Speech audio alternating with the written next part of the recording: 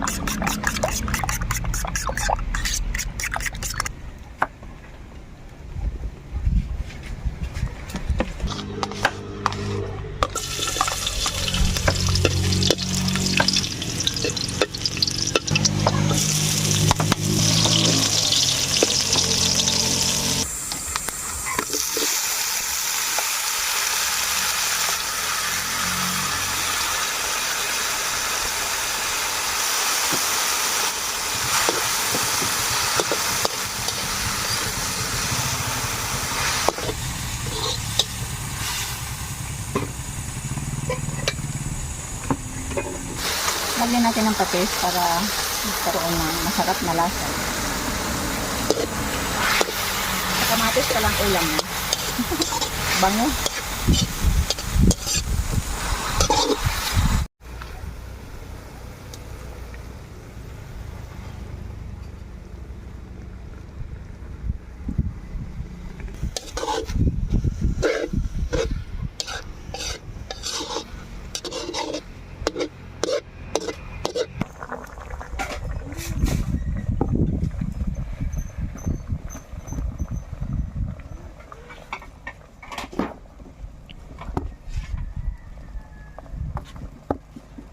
Ito na lang.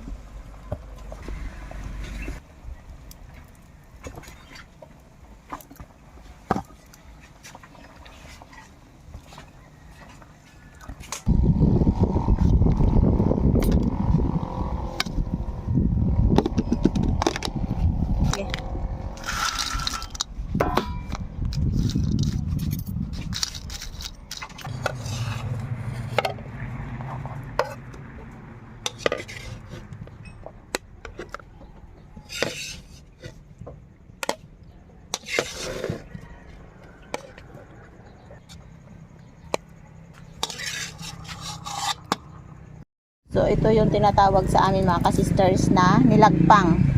Lagyan ng konting tubig. Ayan. May kanta mga ka-sisters na ang pamagat ay nilagpang. Pero Bisaya yun siya.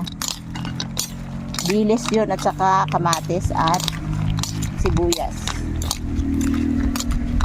Nilagpang ko nga turat suy. Kinanta pa. Ayan, kain na tayo. So, ayan mga ka-sisters, 3 lang kami ang kakain at ito yung umagahan namin. Tortang itlog sa kamatis at may nilagang saging. Tapos yung tawag ko sa amin dito ay nilagpang. Yung dilis na nilagyan ng kamatis at sibuyas. So, pray tayo. Maraming salamat to Diyos sa umagang ito sa patuloy na pagiging sa bawat isa sa amin. Salamat sa buhay, kalakasan. Salamat sa kapayapaan. Salamat Panginoon sa mga pagpapala na aming natanggap. Amen. Mga pagpapalang natanggap namin. Thank you Lord. Saging lang pero masaya na. Kain tayo mga ka-sisters dyan. At ako ay kamay-kamay.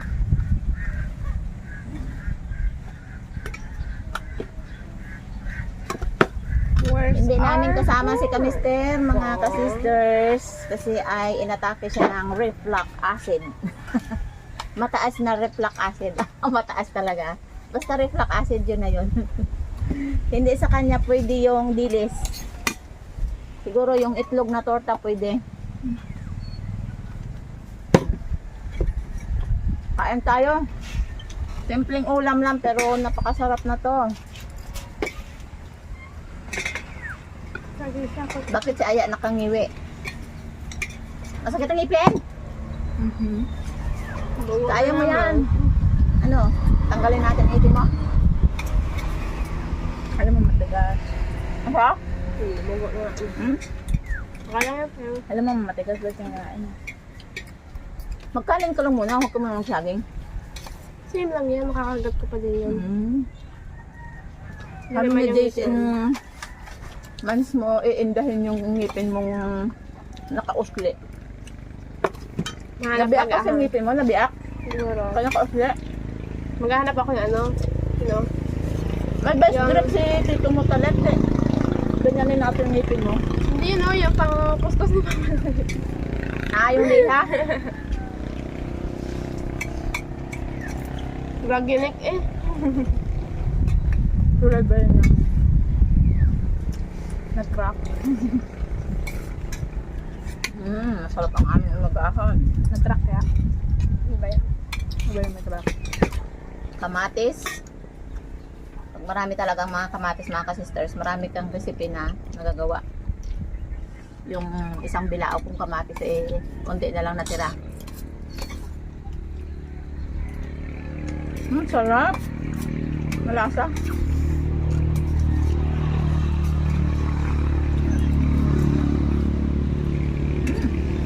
Sarap nga. Ay, kain ka oh. Ito unahin mo. Masarap yan. Yan ako. Masarap Hana, di ba? Pwede nang baon sa school.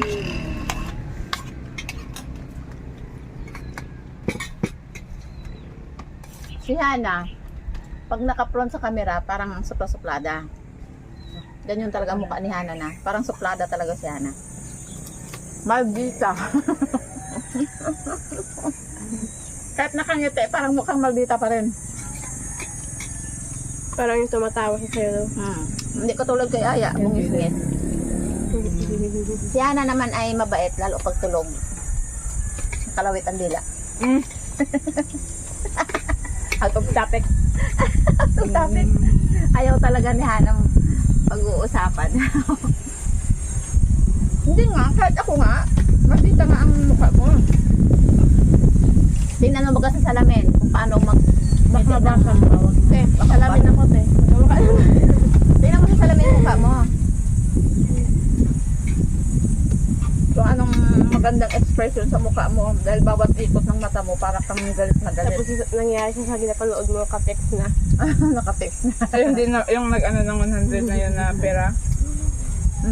Naka-text na. Mamaya. Di pa lang kain ka. Sarap.